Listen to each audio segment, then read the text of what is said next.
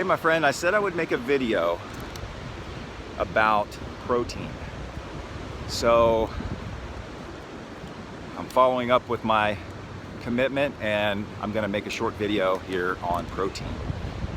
And what I wanna share with you about protein is that protein, if you're consuming protein, there's a lot of different proteins. There's like animal protein, there's fish, there's gonna be beans as protein. There's a lot of different resources out there for the protein. But what is interesting is that protein, when it's a complex structure, right? When it's like let's just take, for example, because this is the most common, is fish or meat. So when you're eating fish and meat, think about this. The fish and the meat, it's a complex structured food, right? Meaning that anything that's complex structure has to go through a process. Your body has to put it through a process so it can break it down to its simplest form. And you guys know what the simplest form of protein is? I know some of you probably do. It's amino acids. So your body has to break down the protein to amino acids before it can be utilized and actually taken in by the body to build muscle. Now, think about this. It has to go through that process in order for your body to be able to utilize it. So, what does that mean? Well, one thing that's really important to remember is that that process requires a lot of energy. And I hear from a lot of you that energy is something that you would love to have more of. Who wouldn't want to wake up with more energy? Who wouldn't want to have more vitality? Who wouldn't, right? Well, what I discovered 10 years ago when I got off of eating the meat and all of the heavy proteins and the whey proteins and started to consume more fruits and vegetables in their natural state, unaltered, not cooked at high temperatures, the more I started consuming of these foods, the better I felt, the more energy I had naturally. So I wasn't having to fight for that energy like a lot of you guys are saying. I hear comments all the time. I wish I had more energy. How do you get out and exercise the way that you do? And this is a really important tip. This is some valuable information here. And the thing is that digestive process, those processes that break that protein down to its simplest form require energy. And so you have to remember, every amount of energy that your body has to expend is taking away from the energy that you get to experience while you're here in this vehicle, in this body, and in this life. And so if you want to have more energy, you change everything. And so what happens with protein is it gets broken down to amino acids, then your body can absorb it, utilize it, and that's the muscle building blocks, if you will. And the beautiful thing is that when you consume and you get away from the heavy cooked meats and fish and the other sources of proteins, what's going to happen, you'll have more energy. And the other thing is that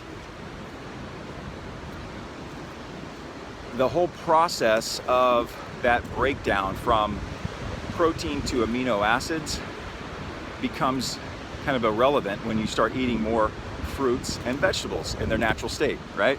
Because what happens, fruits and vegetables, especially the greens, especially those really deep dark greens, kale, spinach, collard greens, the chard family, there's so many great varieties. Dandelion greens, here's a little tip for you. Dandelion greens have more protein in them than spinach, or let's call it amino acids.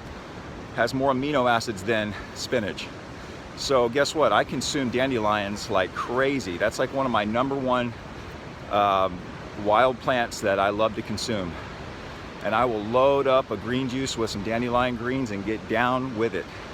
So when you start consuming more greens, and if you want the occasional, like if you want to get some higher amino acids, then you have things like nuts and seeds, and you want to make sure you soak and sprout them before you consume them. And if you do that, soaking and sprouting, you want to make sure that you get them dehydrated. And if you can't do that, you can also order them online, already done for you. There's some high quality companies out there that do that. So that's the skinny on the protein.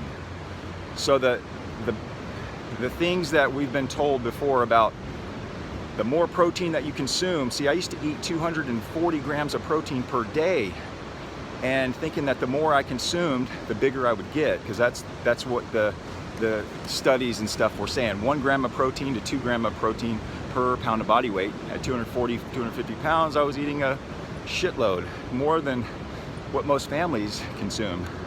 So that puts a big strain on the body. And so what I found now at 40 years old is that less is better. Less is better because it doesn't strain your body. You will have more energy, which will be more clarity. You'll feel better in your body. You'll move better. You will have better recovery. And I'm speaking from experience here. I didn't just read this in a book. I've had 10 years of experience with this, and I can tell you at 40 years old, I'm in really good shape, and I do practice this daily. So I know that this is something that I can stand behind. And then if you are a high functioning athlete and you need a little bit more, then you have some herbs that can support you in that area. And so back to the protein, I hope you guys have found some sort of nugget in this video, and would love it. Share a comment, drop a comment below in the box. Let me know if this resonates with you, if it makes sense, if you need more clarity around it. Just let me know in the box. And as always, click the bell in the upper top corner, just so that way we can stay connected virtually, and you can always get these videos as they come out. And as always, thank you so much for watching and sticking around with me here. I hope you guys have an amazing day out there. Stay strong, stay healthy, and I'll see you on the next video. Sending lots of love. Bye for now.